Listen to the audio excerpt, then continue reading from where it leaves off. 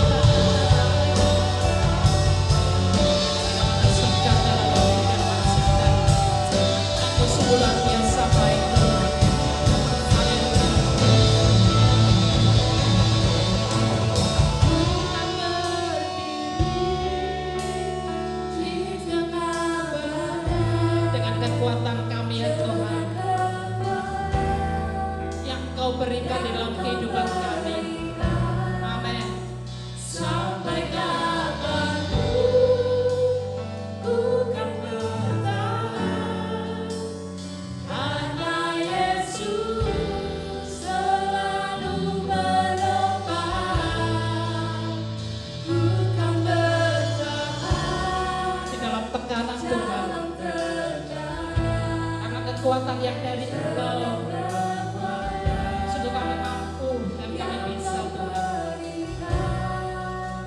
Sampai kapanpun ku kan bertahan, karena Yesus selalu menopang. Ku kan berdiri di tengah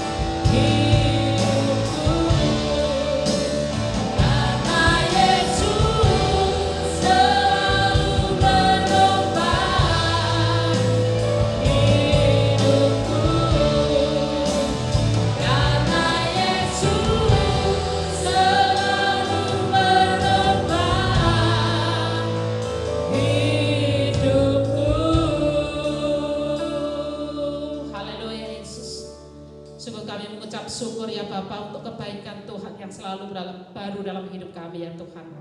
Apapun persoalan permasalahan yang ada dalam hidup kami, badai persoalan yang ada di dalam kehidupan kami Tuhan, kami tidak takut karena Engkau menopang dalam hidup kami. Engkau bersama-sama dengan kami ya Bapa. Terima kasih Tuhan Yesus, terima kasih ya Tuhan. Sebentar kami akan duduk diam, kami akan mendengarkan firman Tuhan. Urapi hamba-Mu yang akan menyampaikan firman Tuhan pada pagi hari ini. Biarlah pengurapan Allah, pengurapan Nabi Tuhan akan berikan atas beliau ya Tuhan. Sehingga apa yang akan disampaikan, apa yang akan diperkatakan, apa yang akan firmankan pada pagi hari ini, itu adalah dari Engkau ya Bapa.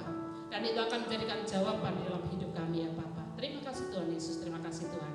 Kami siap mendengarkan firman Tuhan. Di dalam nama Tuhan kami Yesus Kristus. Haleluya. Amin.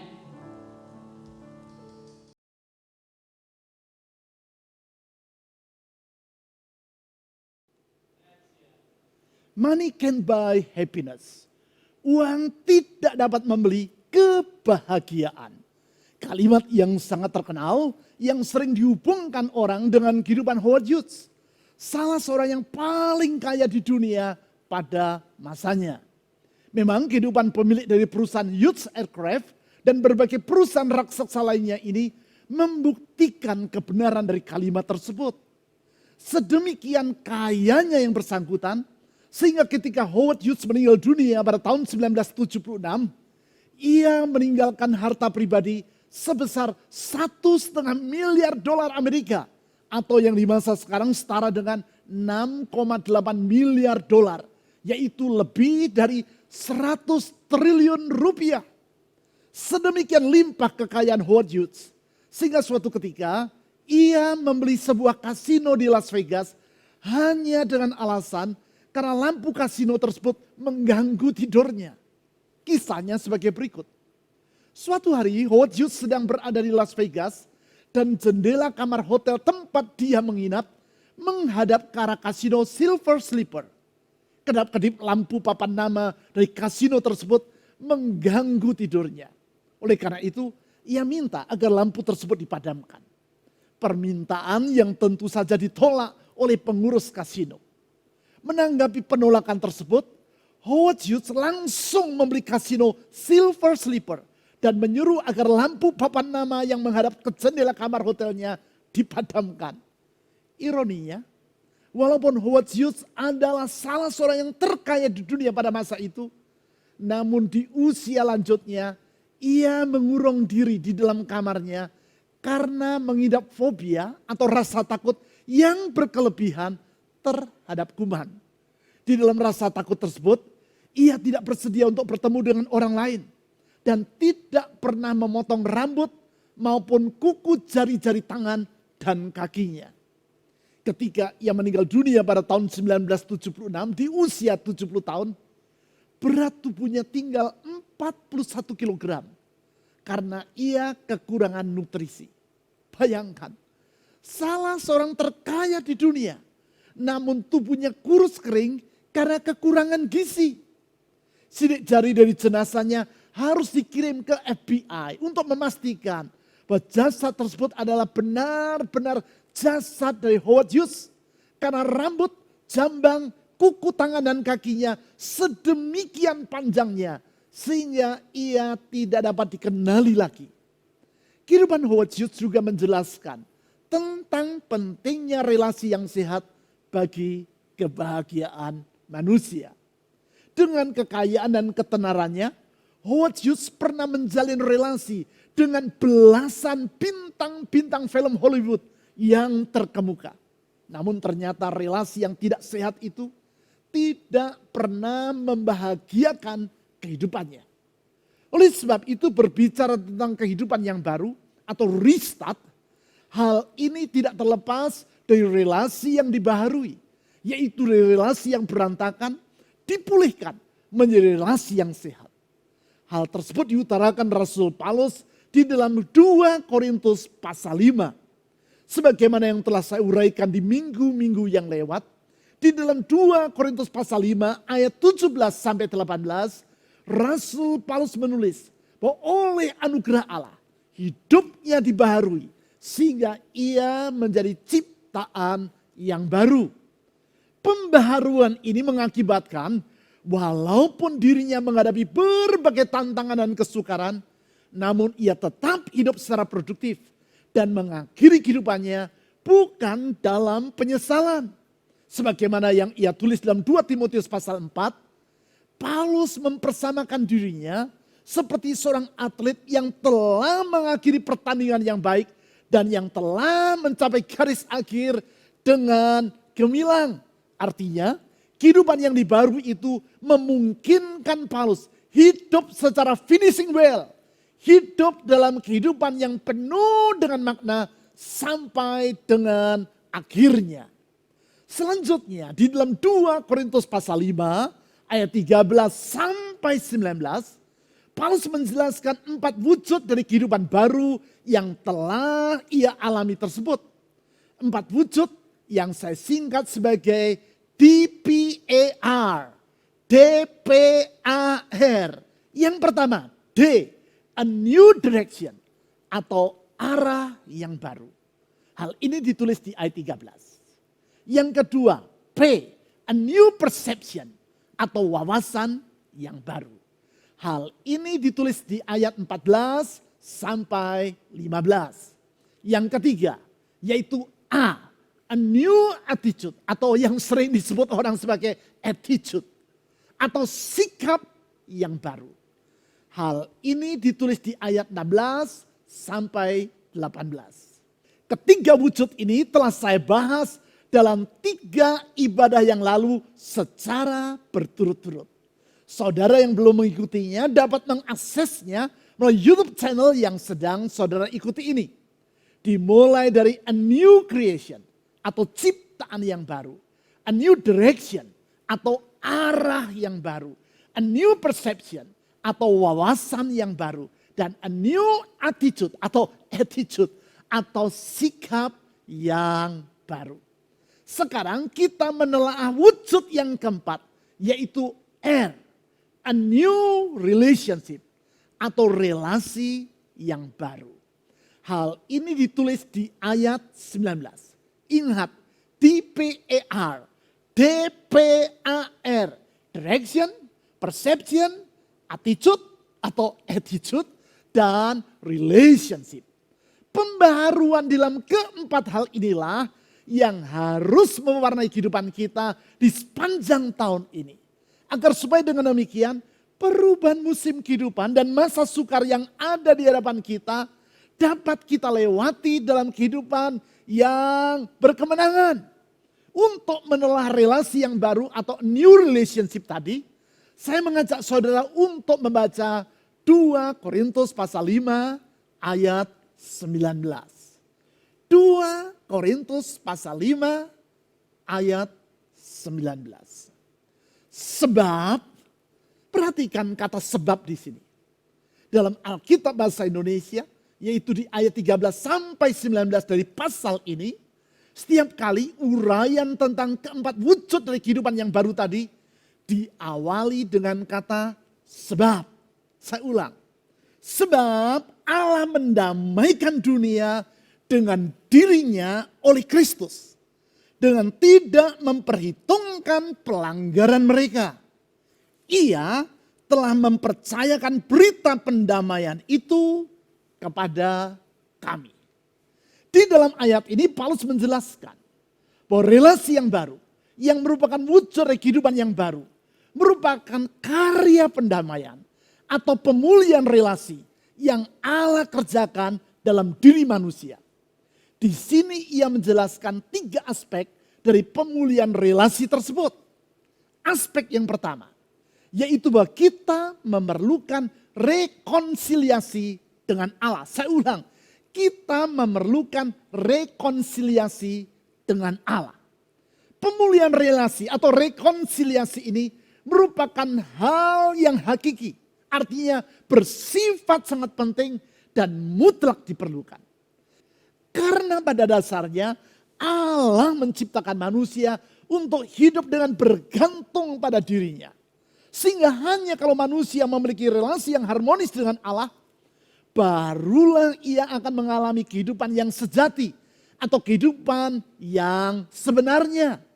Tanpa relasi yang sehat dengan Allah, maka sama seperti kehidupan Howard Hughes tadi, apapun yang dimiliki oleh manusia tidak akan membawa kebahagiaan bagi yang bersangkutan. Mengapa demikian?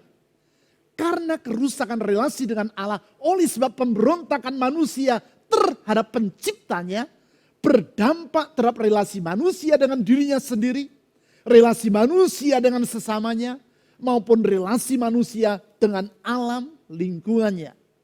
Hal itulah yang dialami oleh Adam dan Hawa Sebagaimana yang ditulis di dalam Kejadian pasal 3.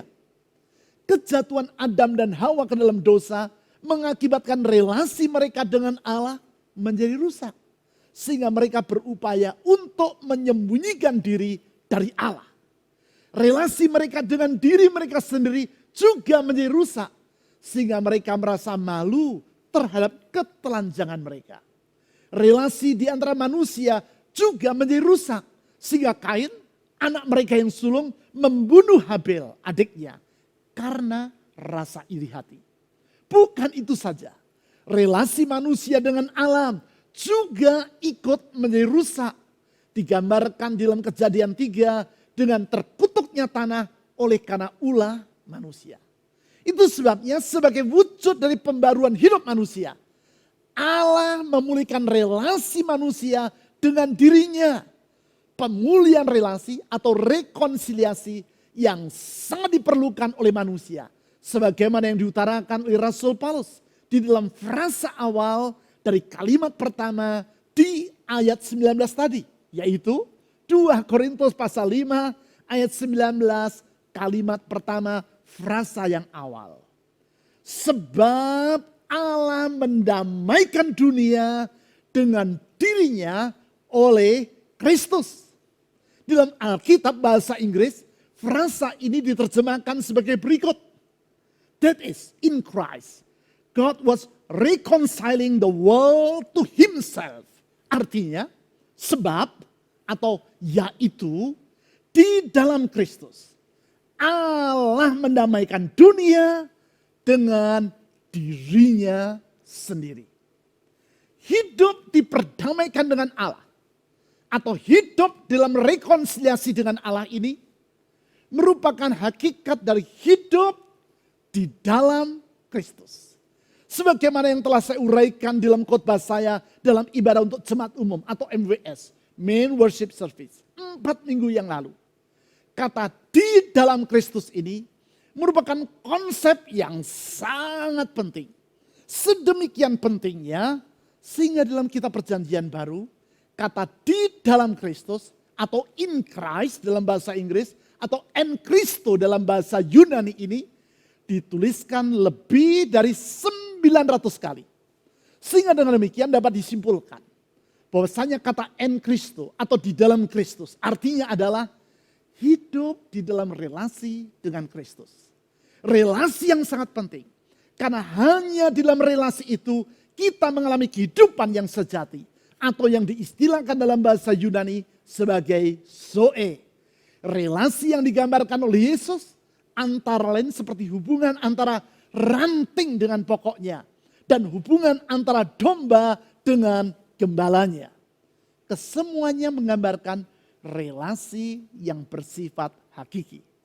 Sebab hanya bila ranting itu tinggal pada pokoknya, barulah ia akan hidup, tidak layu, dan menghasilkan buah. Hanya bila domba memiliki relasi dengan gembalanya, barulah ia akan hidup di dalam tuntunan, perlindungan, dan pemeliharaan dari sang gembala.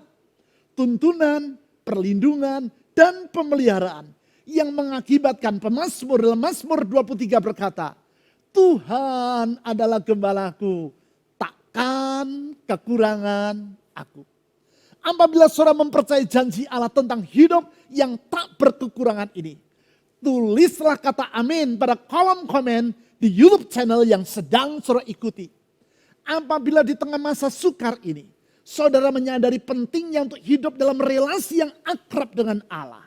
Yaitu bagaikan ranting yang tinggal pada pokoknya.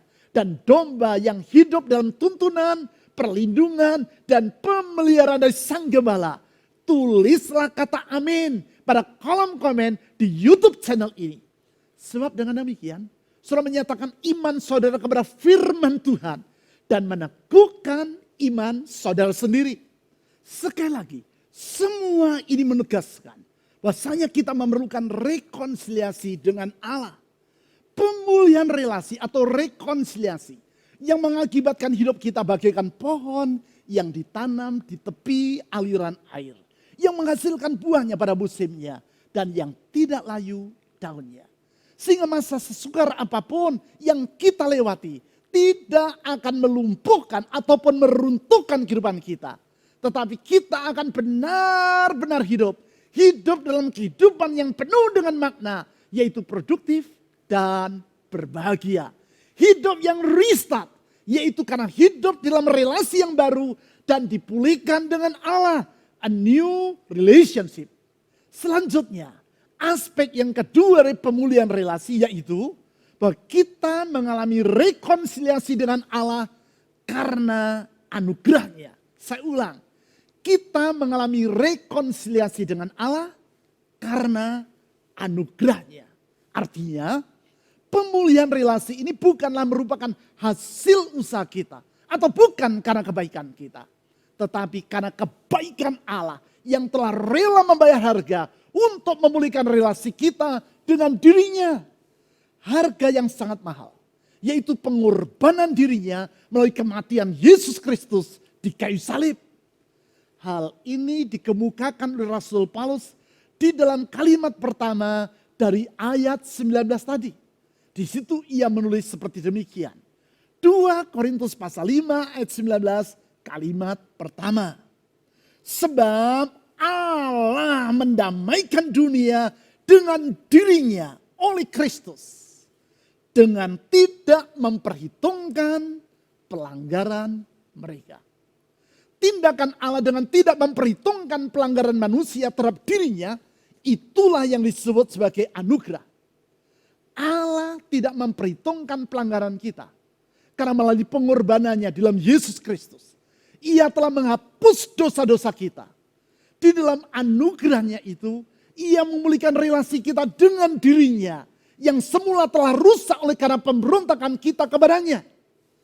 Gambaran tentang pengorbanan yang memulihkan relasi itulah yang dilihat oleh Don Richardson, seorang utusan Injil yang melayani di antara suku Sawi di Papua dan yang membuka jalan bagi dirinya untuk membawa suku yang hidup terasing dari dunia modern tersebut kepada iman di dalam Kristus. Bersama dengan istrinya Carol, Don Richardson tiba di Papua pada tahun 1962. Di awal pelayanan mereka, kedua utusan Injil dari Kanada yang saat itu masih berusia 20 tahunan tersebut merasa sangat frustrasi. Sebab selama itu terus-menerus terjadi perang di antara suku Sawi dengan suku-suku lainnya yang hidup di sekitar mereka. Di samping itu, suku ini juga bersikap sangat tertutup terhadap berita Injil.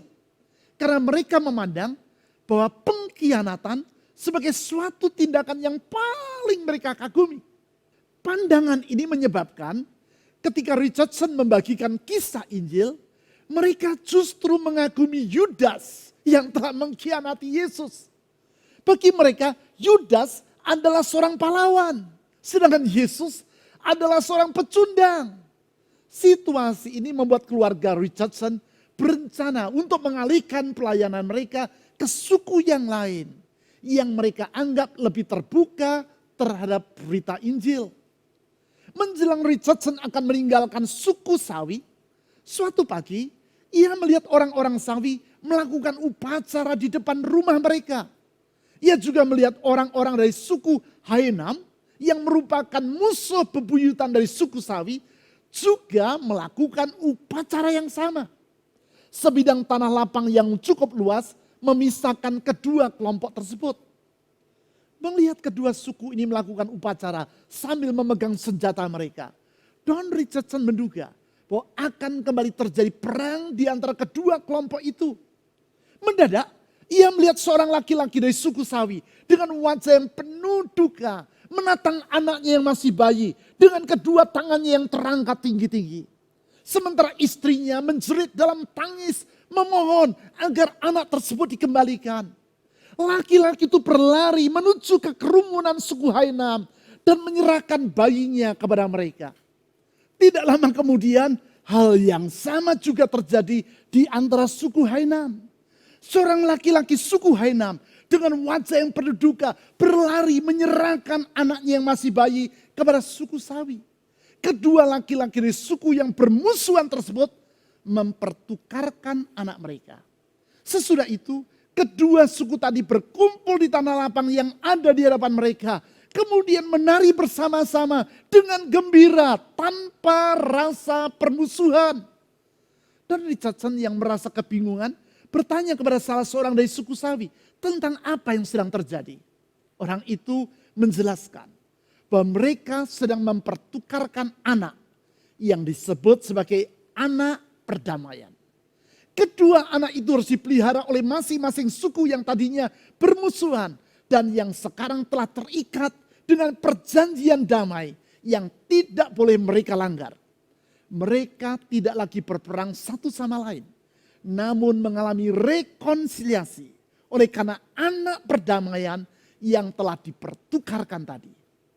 Di dalam bukunya yang berjudul Peace Child atau Anak Perdamaian, Don Richardson menceritakan bahwa melalui peristiwa tersebut, pintu bagi pemberitaan Injil terbuka lebar di hadapannya. Kepada suku Sawi, ia kembali mewartakan berita Injil dengan menjelaskan bahwa Yesus Kristus adalah sama seperti anak perdamaian yang telah memulihkan relasi di antara kedua suku yang semula bermusuhan tadi. Sebagai akibat, sekarang orang-orang Sawi memahami makna dari berita Injil dan anugerah Allah yang memperdamaikan. Dan mereka semua menyerahkan diri untuk menjadi pengikut Kristus. Kebenaran tentang anugerah yang memperdamaikan dan memulihkan relasi manusia dengan Allah itulah yang menjadi inti dari iman kita. Kebenaran itulah yang disampaikan oleh Paulus di dalam 2 Korintus pasal 5 ayat 19 tadi. Anugerah yang memungkinkan kita untuk memandang masa depan dengan penuh pengharapan. Sebab bila kita hidup dalam Kristus atau memiliki relasi dengan Allah melalui Kristus oleh karena anugerahnya, maka situasi yang sesukar apapun tidak akan menggoyahkan hidup kita. Sebagaimana Allah telah memelihara umatnya bangsa Israel dalam perjalanan mereka di padang gurun dari Mesir menuju ke Kanaan. Demikianlah kita akan mengalami tuntunan, perlindungan, dan pemeliharaannya di setiap musim kehidupan. Semua ini menunjukkan pentingnya untuk menjaga dan memelihara relasi kita dengan Allah di dalam hari-hari yang kita jalani. Relasi yang kita pelihara lewat perjumpaan kita dengan Tuhan. Antara lain melalui ibadah harian dan ibadah doa. Ibadah harian yang kita laksanakan secara pribadi setiap pagi, siang, dan petang. Ibadah doa yang kita lakukan secara bersama-sama sebagai jemaat. Antara lain di setiap Sabtu pagi. Melalui semua itu, sesungguhnya kita sedang membangun keakraban dengan Tuhan. Keakraban yang menjadikan hidup kita tetap bugar di masa yang sukar. Di dalam keakraban tersebut, kita dapat menjalani kehidupan yang restart.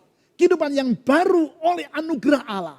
Tidak dengan kesia-siaan, namun dalam kemenangan.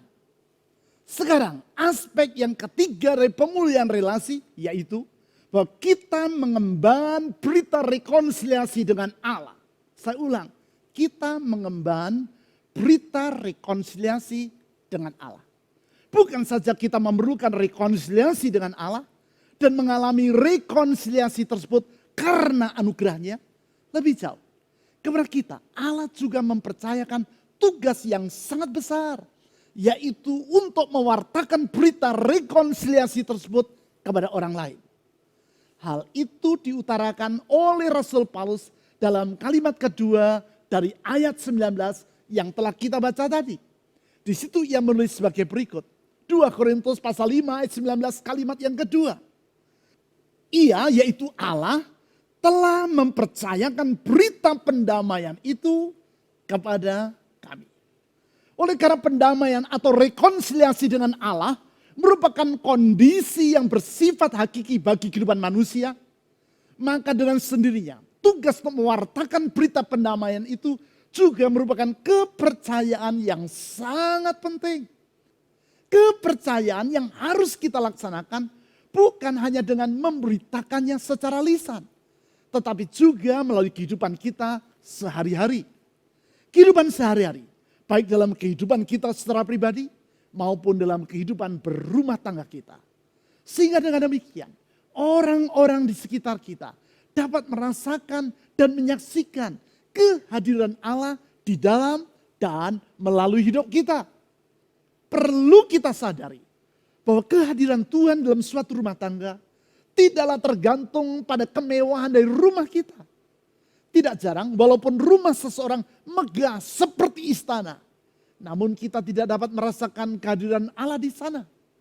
Hal ini adalah karena keluarga yang tinggal dalam rumah tersebut tidak hidup sebagai pembawa berita pendamaian, namun mereka hidup penuh dengan percekcokan. Sebaliknya, bisa saja terjadi suatu keluarga tinggal di dalam rumah sederhana, tetapi kita dapat merasakan kehadiran Allah di situ. Hal itulah yang saya rasakan di rumah sebuah keluarga yang sederhana di Kota Kupang. Ketika untuk pertama kali saya melayani di Pulau Timor di awal tahun 1980-an. Kisah yang sering saya ceritakan. Sore itu saya tiba di Kota Kupang dan diinapkan di rumah sebuah keluarga yang relatif sederhana. Memang di masa itu Kota Kupang belum semaju seperti di masa sekarang. Dinding bagian depan dari rumah tempat saya diinapkan tersebut sebagian terbuat dari tembok dan bagian atasnya terbuat dari pelepah daun enau. Masyarakat di Timor menyebutnya sebagai bebak. Lantai rumah itu bukan terbuat dari ubin, tetapi lantai semen yang sederhana. Malam itu saya tidur dengan nyenyak. Kira-kira pukul 4 pagi saya terbangun karena mendengar suara dari ruang di sebelah kamar tempat saya menginap. Suara pujian kepada Tuhan yang dinaikkan di pagi hari buta. Karena pelepah daun enau yang membentuk dinding kamar saya tidak cukup rapat, maka saya dapat melihat apa yang sedang terjadi di ruang keluarga tempat suara pujian itu berasal. Saya melihat tuan rumah saya, istrinya, kedua orang anaknya yang masih berusia remaja, dan dua kemenakannya yang berasal dari Pulau Rote sedang duduk memuji Tuhan. Saat itu juga saya merasakan suasana yang sangat indah menyelimuti seluruh isi rumah tempat saya menginap. Sedemikian indahnya sehingga sukar untuk digambarkan dengan kata-kata. Saya merasa seperti surga sedang turun di rumah yang sederhana itu. Tanpa saya sadari, air mata saya pun berlinang. Indah, sungguh sangat indah. Dan limpah dengan damai. Damai, karena Allah hadir di tengah-tengah keluarga itu. Itulah rumah tangga yang mewartakan pendamaian dengan Allah melalui kehidupan mereka sehari-hari. Itulah rumah tangga yang hidup di dalam damai. Karena Allah telah memperdamaikan mereka dengan dirinya. Itulah rumah tangga yang memelihara dan menjaga relasi mereka dengan Allah dalam kehidupan mereka sehari-hari. Sekarang ada dua pertanyaan penting yang perlu saudara tanyakan kepada dirimu sendiri. Pertama, sudahkah kehidupan saudara diperdamaikan dengan Allah? Dan hal itu tercermin dalam kehidupanmu sehari-hari. Yang kedua, sudahkah saudara memelihara relasi yang dipulihkan dengan Allah melalui perjumpaan dengan Dia dalam kehidupanmu sehari-hari? Hanya dalam hidup yang telah diperdamaikan dengan Allah melalui Yesus Kristus, barulah saudara akan mengalami kehidupan yang penuh makna dan bahagia. Sebab dengan demikian, saudara menjadi ciptaan yang baru. Kehidupanmu yang lama dihapuskan. Dan saudara menyongsong hari depan yang baru yang Allah bentangkan bagi dirimu. Hanya dalam kehidupan yang akrab dengan Allah melalui Yesus Kristus, barulah saudara dapat melewati setiap keadaan di dalam damai sejahtera. Masa yang tidak mudah oleh karena perubahan zaman seperti yang kita alami pada hari-hari ini akan dapat kita lalui di dalam tuntunan, perlindungan, dan pemeliharaan Tuhan.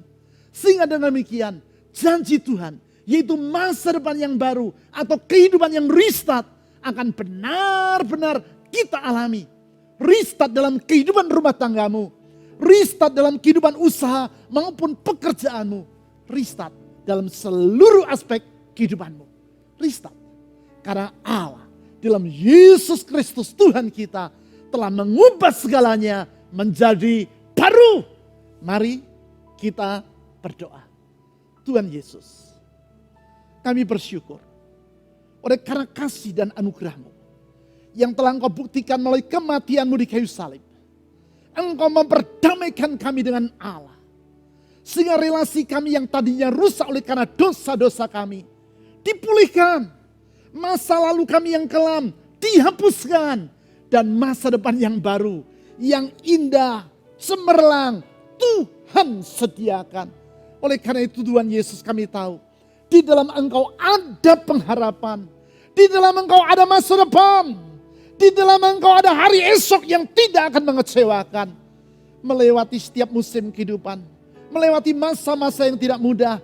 Kami tidak takut, kami tidak gentar. Karena bersama dengan Engkau ya Tuhan Yesus.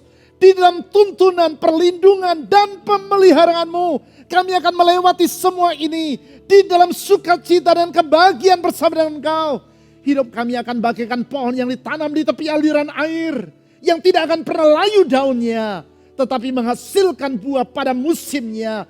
Kehidupan yang Kau berkati dengan keberhasilan. Oleh karena itu Tuhan Yesus, saya berdoa. Ulurkan tangan-Mu yang memberkati itu. Ulurkan tangan-Mu yang memulihkan itu. Ulurkan tangan-Mu yang menyembuhkan dan memulihkan. Dan yang menolong dan membangkitkan. Membuka jalan di saat tiada jalan. Menyediakan jalan keluar bagi anak-anak-Mu. Ulurkan tangan mujizat-Mu.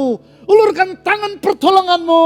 Dan di dalam nama, di atas segala nama. Nama Yesus Kristus Tuhan. Saya berdoa. Hidup yang lama telah berlalu. Dan kami hidup dalam awal yang baru. Restart. Hidup menuju hari esok indah. Yang Tuhan sediakan. Di dalam nama Tuhan Yesus.